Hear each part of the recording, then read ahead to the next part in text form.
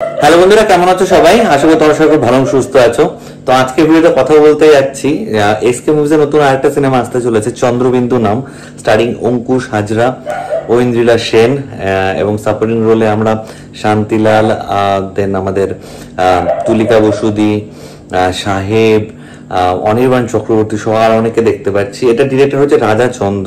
তো রাজা চন্দ এবং অঙ্কুশদার এই দুজনের কিন্তু ম্যাজিক মুভিটার কনসেপ্ট আমার খুব ভালো লেগেছিল, কিন্তু ওভারঅল হয়তো এক্সিকিউশনে টুকটাক কিছু প্রবলেম ছিল, কিন্তু কনসেপ্টটা বেশ ভালো ছিল। তো ওয়ান্স এগেন এই এদেরকে মানে এই গ্রুপটাই দেখছি আর একটা সিনেমা করছে, এবং কনসেপ্ট আমার বেশ ভালো লেগেছে। এখানে আমরা দেখতে পাচ্ছি মরার পরে না, মানে এর পরে আফটার ডেথ যে কি লাইফ আছে, মানে লাইফ ইন দ্য সেন্স কি মৃত্যু পরবর্তী জীবন যে কি আছে, সেখানে কি চলে সেটা আমি কিছুই জানি না।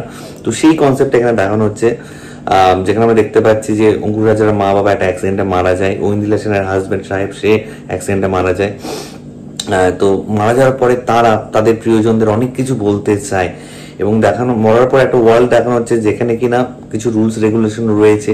30 দিনের একটা কনসেপ্ট রয়েছে, যেটুকুনি বুঝতে পারলাম যে 30 দিনের মধ্যে এই ব্যাপারগুলো ঘটতে হবে। তো ওখানে দেখতে পাচ্ছি যে অঙ্কুশের মা বাবা অঙ্কুশকে বলছে আমাদের কাছে গিয়ে একটু বস, আমাদের সাথে একটু কথা বল, এই কর ওই কর, মানে মা বাবার মনের ভেতরে ইচ্ছে, কিন্তু তারা তো বলতে পারছে না, তারা তখন অশরীরী হয়ে গেছে। মাঝে মাঝে দেখতে পাচ্ছি অন্য একজনের শরীরের মাধ্যমে হয়তো তার ছেলের কাছে মেসেজটা পৌঁছে দেওয়ার চেষ্টা করছে। অন্যদিকে ঐন্দ্রিলা সেন তার হাজবেন্ডকে হারিয়ে প্রচন্ড ভেঙে চুরে পড়েছে।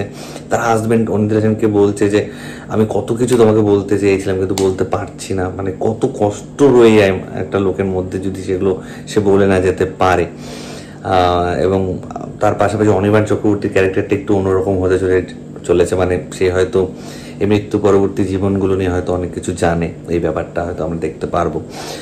তো ওভারঅল খুব ভালোই লাগলো আমার কনসেপ্টটা। এবার বাকি তো বক্স অফিস কথা বলবে, কারণ অঙ্কুশ দা সকল মানে কমার্শিয়াল হিরো হিসেবেই তো আমাদের ইন্ডাস্ট্রিতে এসেছিল, তারপরে এখন ডিফারেন্ট ডিফারেন্ট সিনেমা ট্রাই করছে। তো আমার মনে হয় একজন হিরো সব ধরনের, একজন অভিনেতা সব ধরনের সিনেমায় কাজ করা উচিত, একজন ডিরেক্টরকেও সব রকমের সিনেমা ট্রাই করা উচিত। জাস্ট কিছু মানে কি বলবো ফর্মুলা, যে হ্যাঁ হিট ফর্মুলা আছে, এটা করো এটা করো, তা না, তারা বাইরেও করা উচিত, এবং আমাদের অডিয়েন্স হিসেবে সেইগুলোকে সাপোর্ট করা উচিত যদি সেটা ভালো একটা প্রোডাক্ট হয়, ভালো যদি একটা কাজ হয়।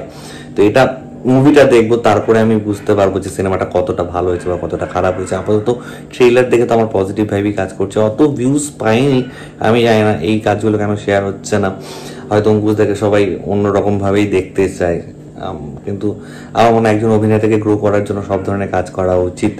সবসময় কমার্শিয়াল সিনেমা করলেও হয় না, একটু অন্য ধরনের সিনেমাও করতে হয় ফর নিজের আপলিফমেন্ট। তো ওভারঅল বেশ ভালো লাগলো যে গানটা শুনতে পেলাম।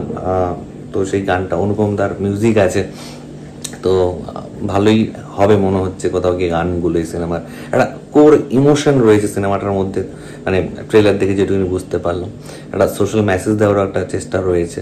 বাকি সিনেমাটা রিলিজ করুক, খুব তাড়াতাড়ি বড় পর্দায় আসছে, এবং তারপর সেটা নিয়ে পরবর্তী কথা হবে আর কি।